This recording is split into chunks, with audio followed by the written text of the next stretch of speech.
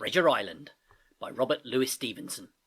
First published 1883. Chapter 16. How the Ship was Abandoned. Narrative continued by the Doctor.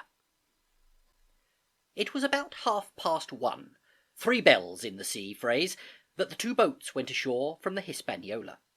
The captain, the squire, and I were talking matters over in the cabin. Had there been a breath of wind, we should have fallen on the 6 mutineers who were left aboard with us, slipped our cable, and away to sea. But the wind was wanting, and to complete our helplessness, down came Hunter with the news that Jim Hawkins had slipped into a boat and gone ashore with the rest. It never occurred to us to doubt Jim Hawkins, but we were alarmed for his safety. With the men in the temper they were in, it seemed an even chance if we should see the lad again. We ran on deck. The pitch was bubbling in the seams. The nasty stench of the place turned me sick. If ever a man smelt fever and dysentery, it was in that abominable anchorage. The 6 scoundrels were sitting, grumbling, under a sail in the forecastle.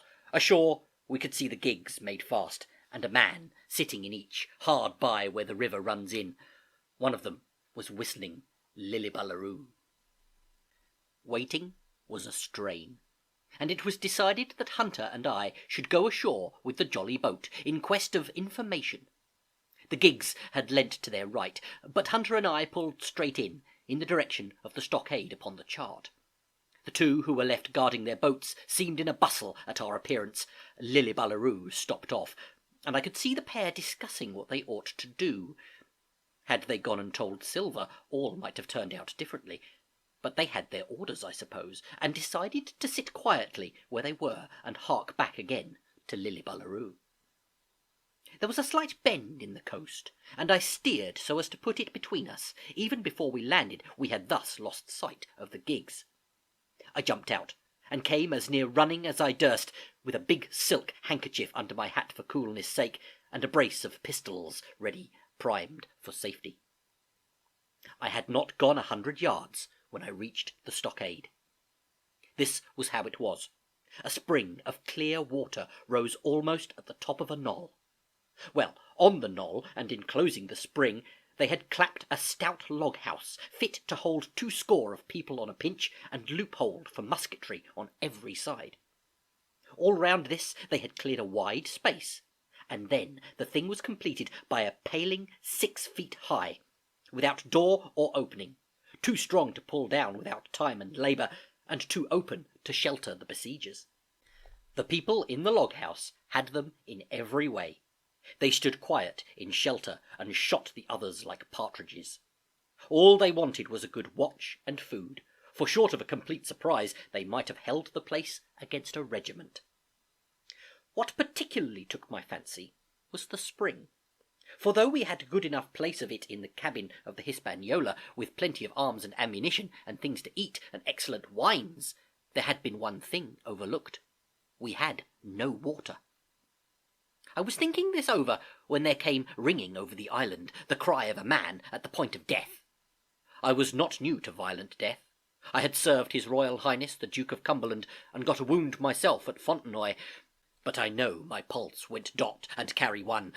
Jim Hawkins is gone, was my first thought.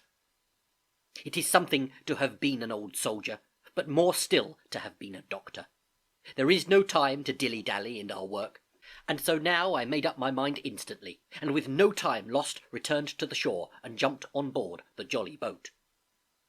By good fortune Hunter pulled a good oar. We made the water fly, and the boat was soon alongside, and I aboard the schooner. I found them all shaken, as was natural. The squire was sitting down as white as a sheet, thinking of the harm he had led us to, the good soul, and one of the 6 forecastle hands was little better. "There's a man," says Captain Smollett, nodding towards him, "new to this work. He came nigh and fainting, Doctor, when he heard that cry. Another touch of the rudder and that man would join us." I told my plan to the captain, and between us we settled on the details of its accomplishment. We put old Redruth in the gallery between the cabin and the forecastle, with 3 or 4 loaded muskets and a mattress for protection.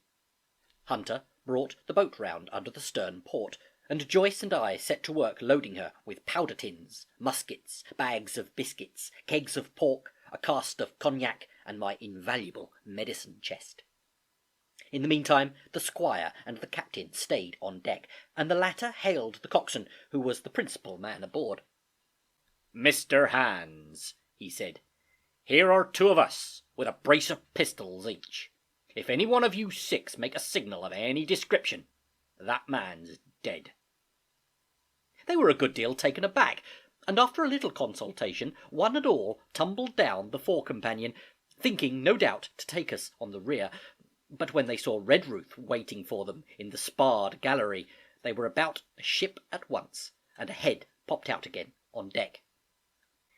"Down, dog!"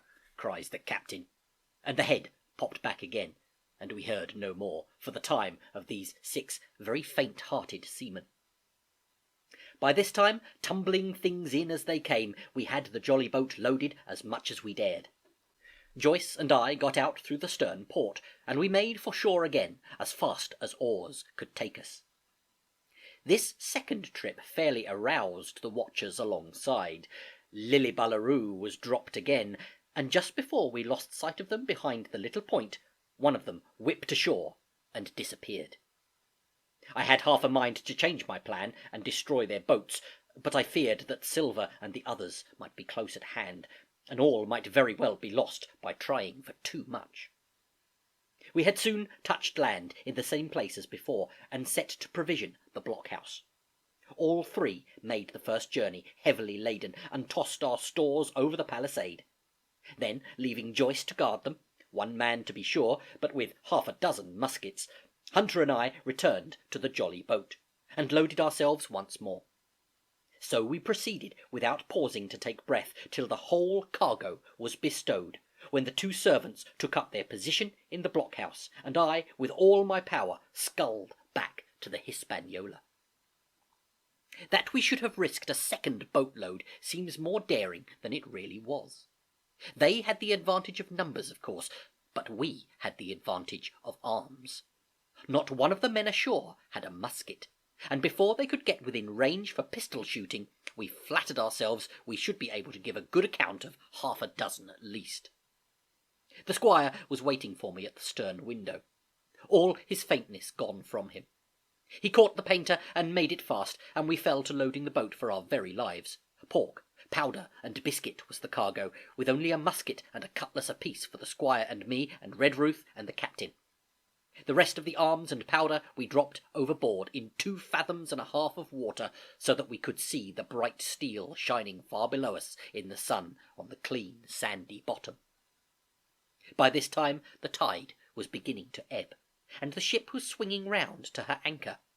Voices were heard faintly hallooing in the direction of the 2 gigs, and though this reassured us for Joyce and Hunter, who were well to the eastwards, it warned our party to be off. Redruth retreated from his place in the gallery and dropped into the boat, which we then brought round to the ship's counter to be handier for Captain Smollett. "Now, men," said he, "do you hear me?" There was no answer from the forecastle. "It's to you, Abraham Gray, it's to you I am speaking." Still no reply. "Gray," resumed Mr. Smollett a little louder, "I am leaving this ship, and I order you to follow your captain. I know you are a good man at bottom, and I dare say not one of the lot of you's as bad as he makes out. I have my watch here in my hand. I give you 30 seconds to join me in." There was a pause. "Come, my fine fellow," continued the captain, "don't hang so long in stays. I'm risking my life and the lives of these good gentlemen every second." There was a sudden scuffle, a sound of blows, and out burst Abraham Gray with a knife cut on the side of his cheek, and came running to the captain like a dog to the whistle. "I'm with you, sir," said he. And the next moment he and the captain had dropped aboard of us, and we had shoved off and given way. We were clear out of the ship, but not yet ashore in our stockade.